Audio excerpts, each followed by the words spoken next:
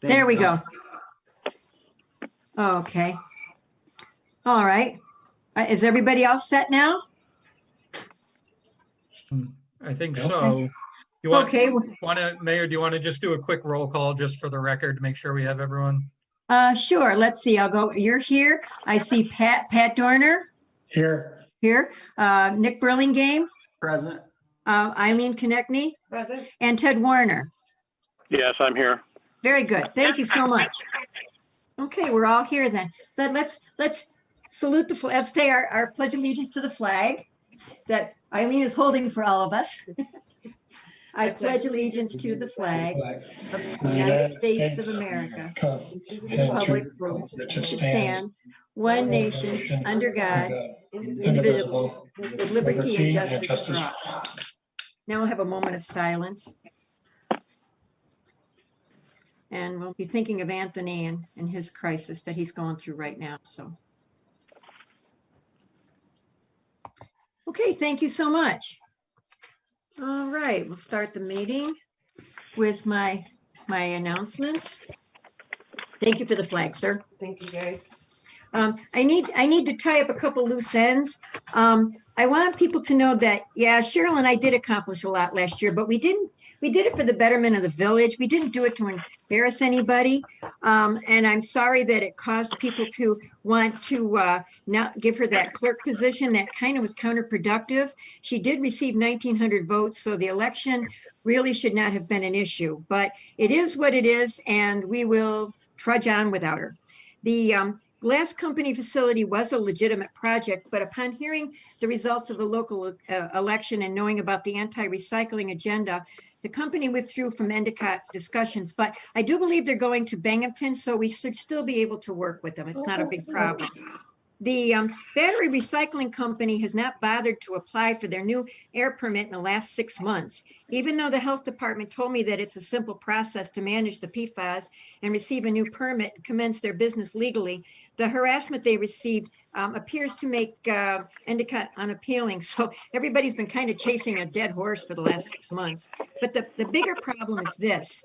Other companies witness this hostility. Endicott has always had a reputation for being unfriendly to company businesses. We have to work to change that perception, not reinforce it.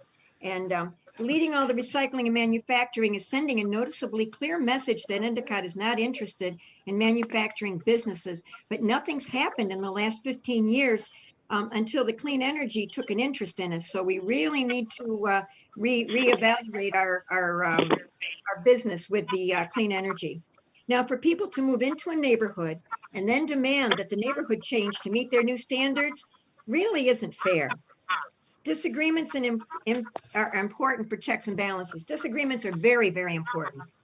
But degrading, bullying, and especially the petty nonsense is not. So spending all the time trying to obstruct me from doing anything with the village isn't really productive. We need to start all working together.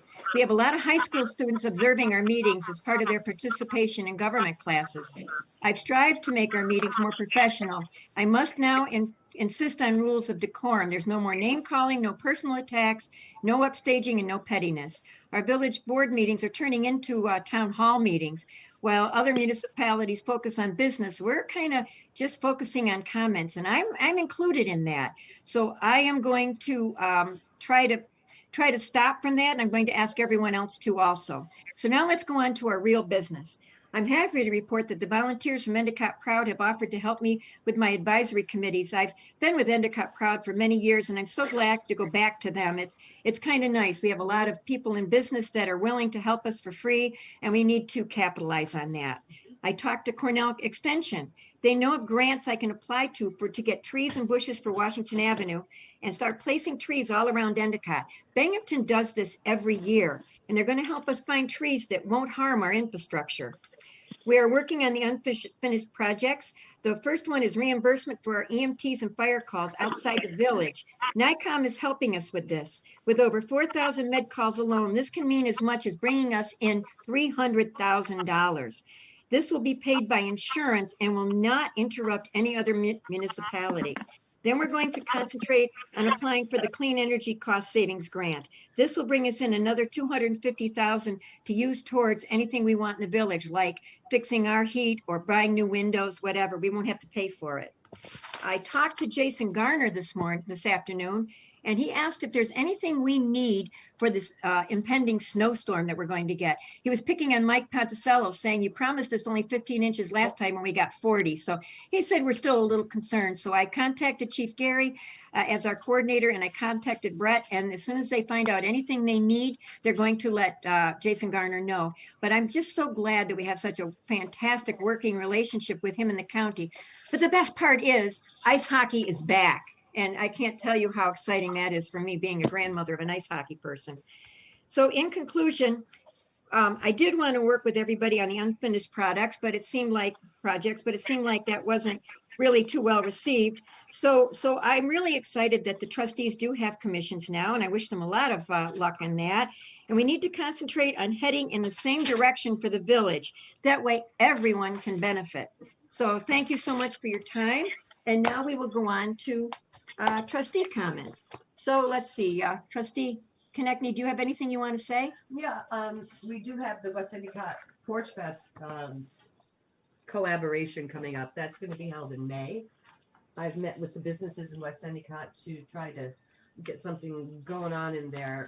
There's over 50 bands. Should be a nice community event. So that's what I have been working on. And we had a downtown Endicott meeting. And so we've been busy with different meetings and trying to be careful, stay safe during COVID. And what did we do this weekend? It's Monday. What's Monday? What did we do? You had the sirens, for heaven's sake. Oh my gosh, that's right. I forgot. Been so busy. We also were able to do another Heroes Day parade for the nursing homes and healthcare facilities, which was always expected, or not always expected, but always exciting and very well taken by the administrators in the hospitals and nursing homes, just to add, let them know that we support them. Thank you, Gary.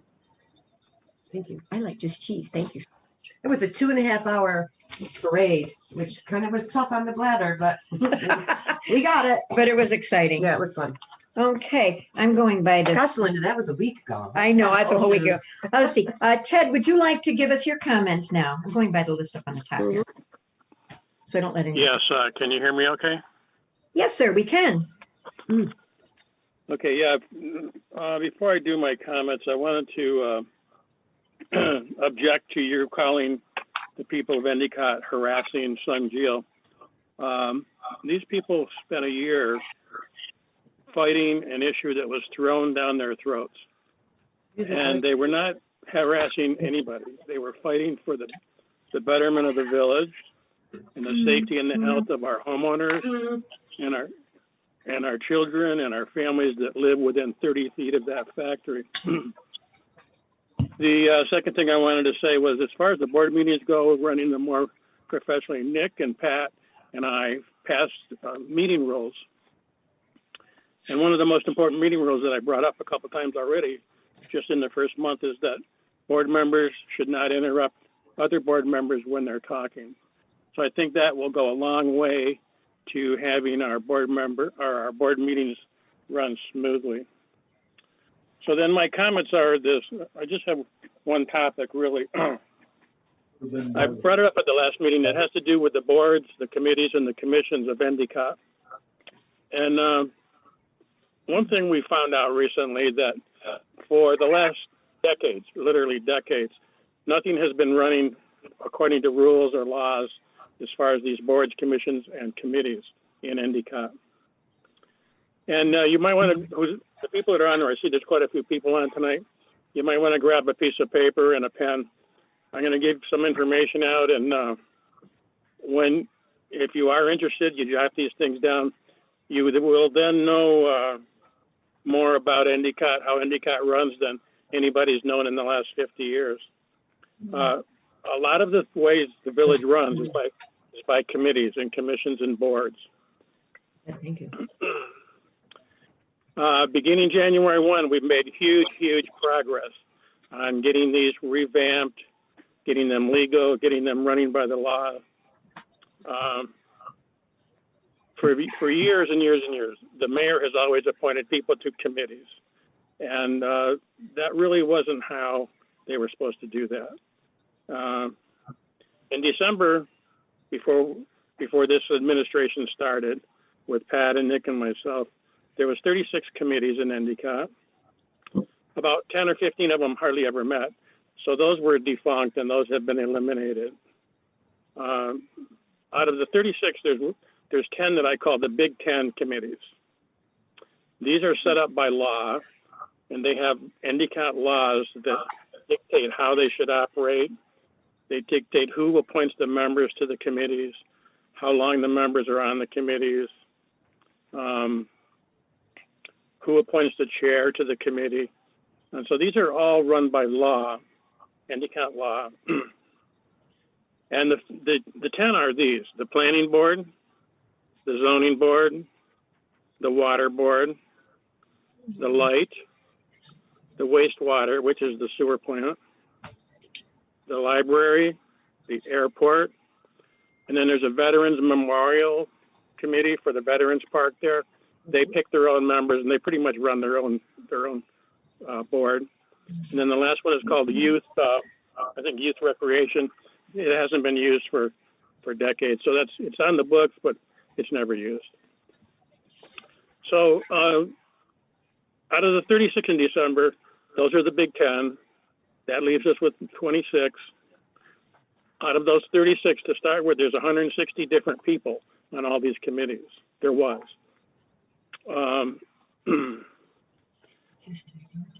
So besides the Big 10, the rest of them are considered and are legally known as mayor's advisory committees. And a mayor's advisory committee, it has one job only. It's to meet, this is by law, to meet and give the mayor advice and opinions. They're not approved by the board. They're not voted by the board. The board has nothing to do with them. Now, this is how it should be. This is how it is now. For the last 30, 40 years, it hasn't been that way. So since the board doesn't vote those in, they can't use any village buildings for meetings. They can't use village resources. Village employees are not allowed to go to those meetings to give advice or consulting. They're really strictly to give the mayor some opinions. So what we've done, the board set up actually at the last meeting. There's three kinds of committees in Endicott. There's the Big 10, which I talked about. There's the mayor advisory committees, which I think there's about 12 or 14 of them left that are kind of still have people in them and are still doing things. And then there's these things called board advisory commissions, BAC. We passed that resolution about a week ago. And so far we have four commissions set up. I think we have about 4 or 5 other ones on the way. Now these are voted in by the board, so they can meet in village buildings. They can use the copy machine. They can use the phone. They can invite advisors in, other village employees can come there. Since the village is spending money on those things and the board approved it, then it's okay. The mayor's advisory committees were never approved by the board, so nothing that makes use of village taxpayer money can be used for those committees. And then there was one other thing that we ran into is at the last meeting, the mayor said that she was able to vote, go to the Big 10 meetings and vote on every meeting. And that's called an ex officio board member. Since she's mayor, she can go to all those board committees, any ones she wants. And all the trustees can also. But at the last meeting, Linda said that she can vote on every one of those committees.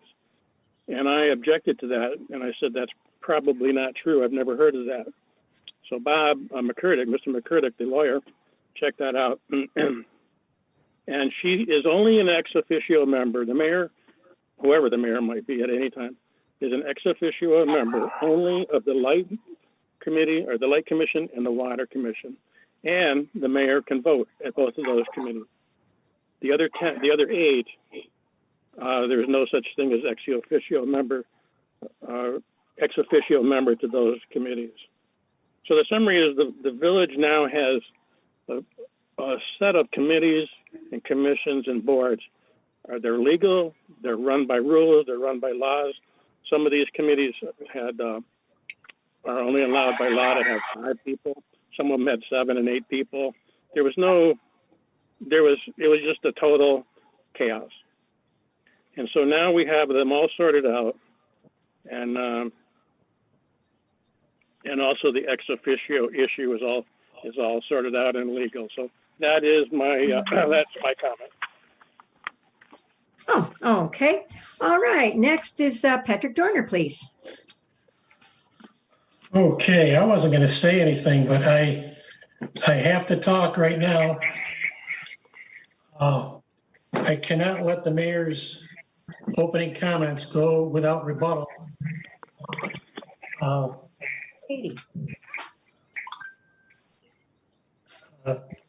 Saying that Sunjil was subject to harassment, hostility, and petty nonsense is outright outrageous.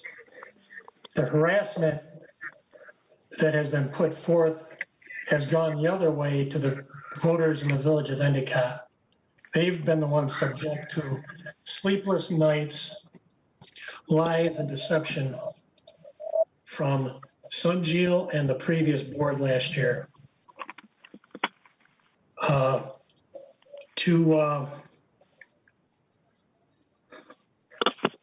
And to talk about businesses not wanting to come to Endicott and that we have a bad reputation. I promised everybody on this call tonight that there have been plans behind the scenes with Nick, with Ted and myself, with Bingo, I got it. general I manager needed that. here on campus. He has told us that not once has anybody on any trustee board ever approached him to aid him in bringing jobs to Endicott. And just to let you know, we're in the process of doing that. And let's see, lastly, there was a comment that, about our reputation, and no businesses wanted to come for 15 years. That's what we campaigned on, and the previous people that were on the board. Nothing has happened. There's been no progress. That's why the voters voted the way they did, because we are going to bring jobs and bring Endicott to a better place. Thank you. Good luck. Okay. Now, Nick, would you like to tell us your comments, please? Sure. Good evening, everyone. First off, I'd like to apologize if you hear my children in the background. We are all on this call from home tonight. Since our last meeting, I have been working on structuring the Temporary Refuse Commission. I finally have enough volunteers, some from different village departments, a couple residents, a landlord, and a business owner. On a sad note, 5 people were displaced because of a fire on Odell Ave. They lost everything. Their homes were completely destroyed. My thoughts and prayers are with the family.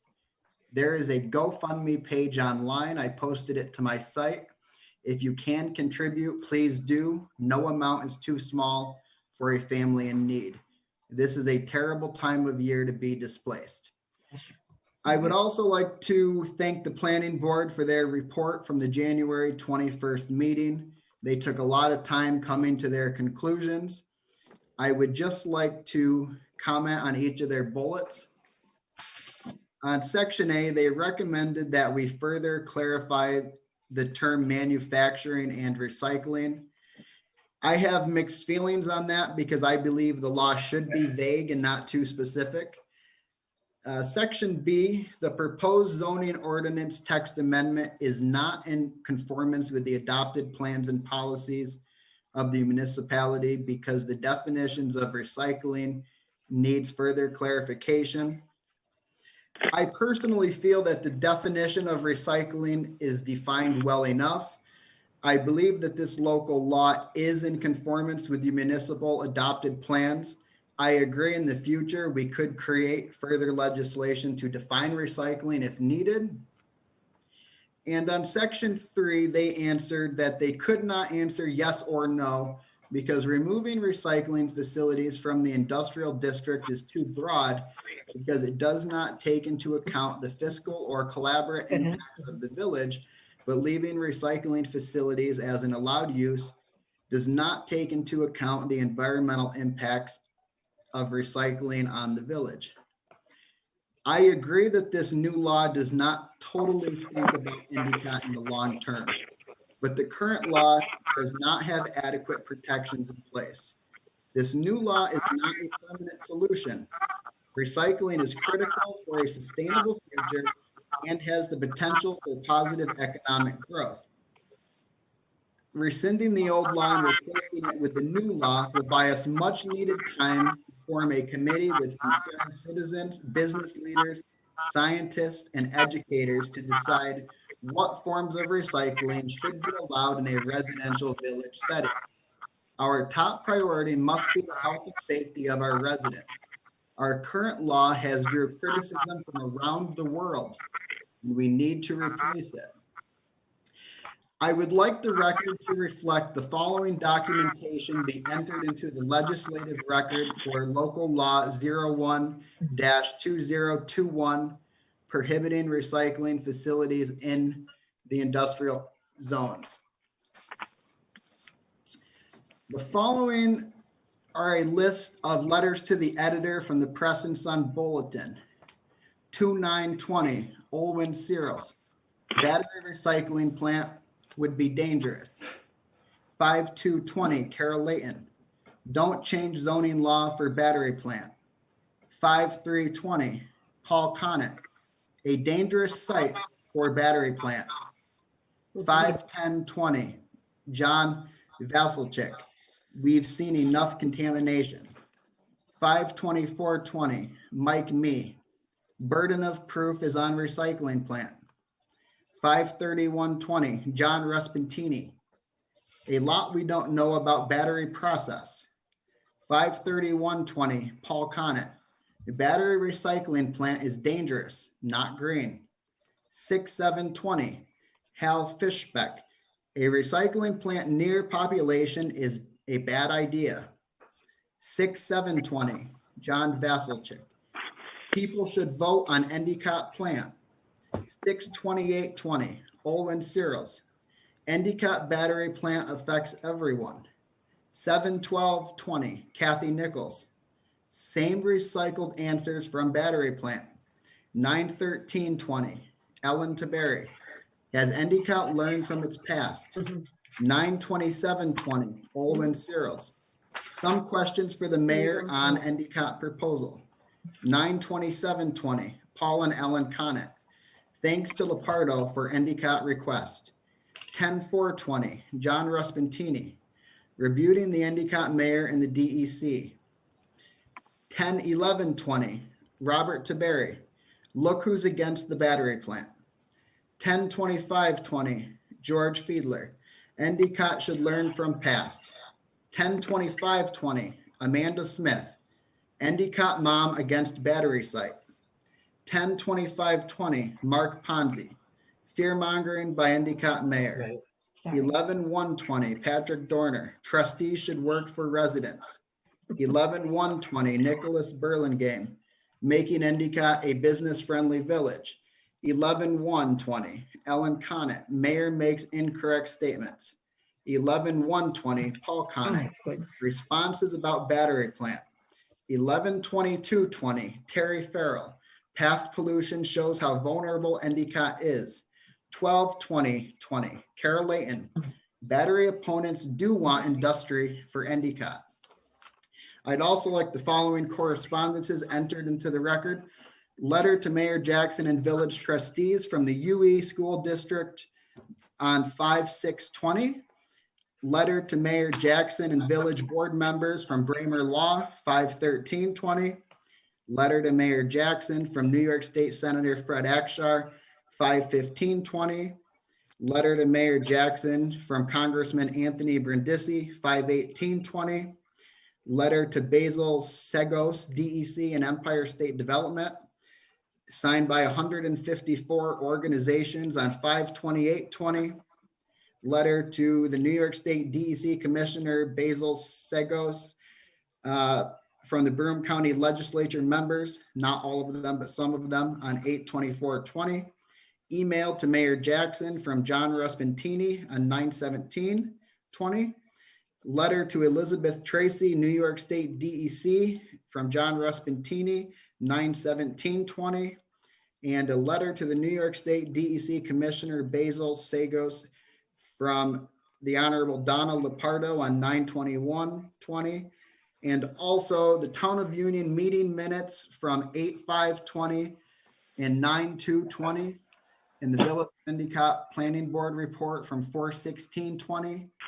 In the following petitions: a change.org petition featuring 4,396 online signatures, local and from around the world, and a Facebook group, Say No to Lithium Ion Battery Incineration in Endicott, which has 1.8 thousand members.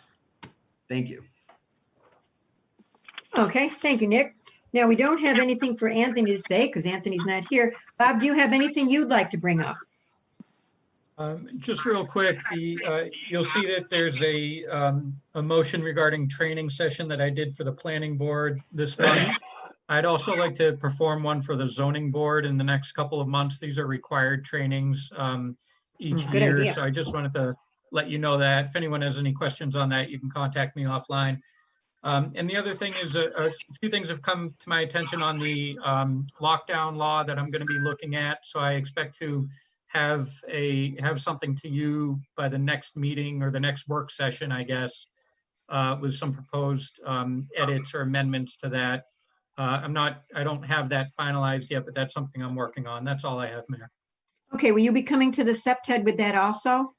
Or at least have Mike come to SEPTED with that? Yes, Mike can present that at SEPTED, and we can certainly start there if you'd like, and then we could bring it to the board, the village board level.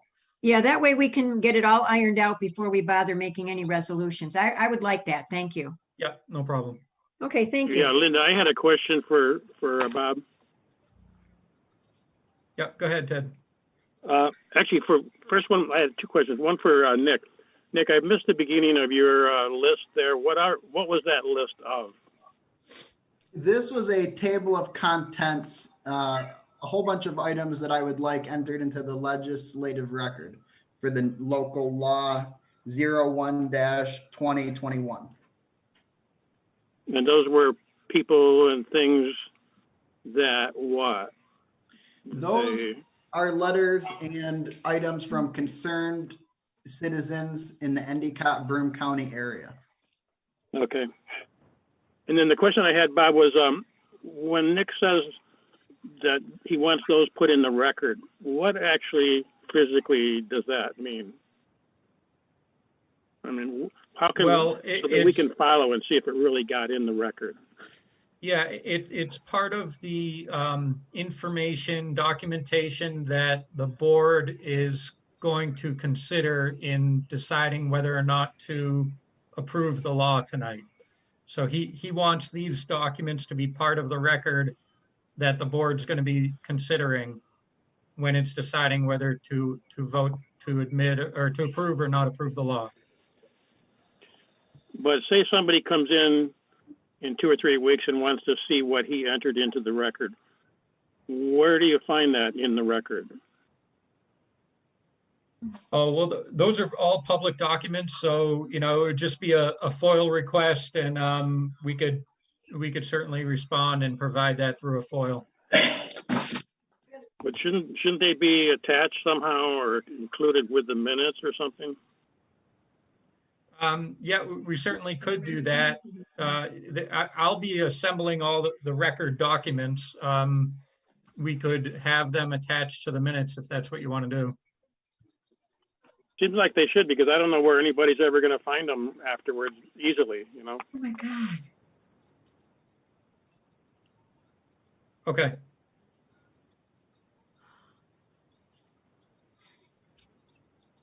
No way. I think my computer's stuck. Are we all set to go on now? Are we all set? Yeah, yeah. What happened to it? I don't know. I'll read it while you're doing yours.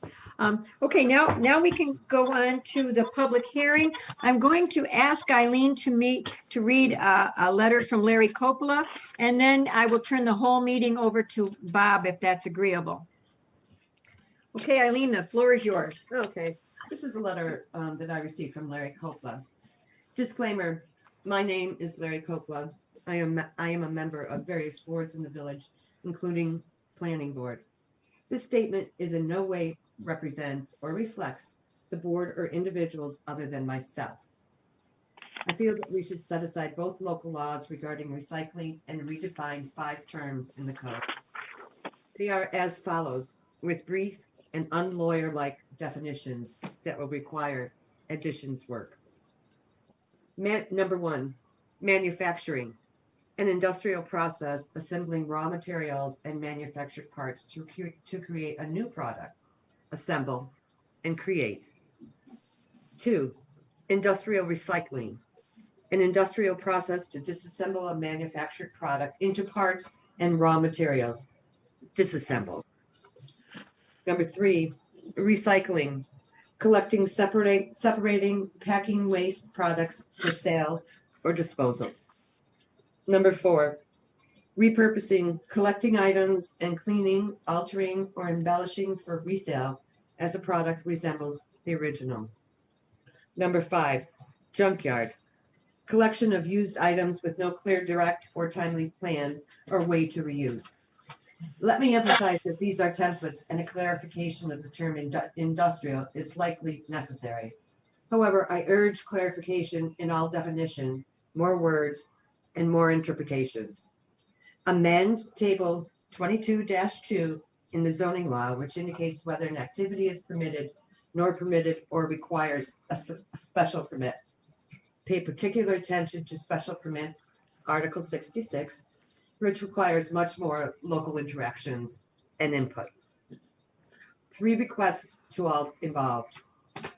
In this bitter exchange regarding recycling, no one has asked what is in the air now. How could anyone assign, blame, or monitor an activity without a baseline? Test now, make the arrangements. It is critical. Here on campus, love it or hate it, it's critical for our future work with them, plan with them, include them in the process, and assist them where possible. Quickly is not necessarily competent. Deliberate, with thought and direction. Some personal thoughts from Larry. In order for the village to survive and prosper, we must consider fiscal health and ecological issues. We must plan and collaborate with the very institutions we created, federal, state, county, and local, all the while seeking and heeding the best information available from reputable sources. Larry's always a Disney guy. As the Disney movie claims, there is a circle of life. Everything is interdependent, and all that is. In today's world, everything we buy and use is disposable. When is the last time you saw a repair shop? Faced with finite resources and disposable capabilities, it is fiscally, ecologically, and socially responsible and necessary to reuse what we create. Recycling is a growth business, a business of tomorrow, necessary. I am not suggesting we simply open the doors, be responsible, act responsible. That is the purpose of a special permit. Please create a path for the future existence of our village. Thank you, Larry Coppola.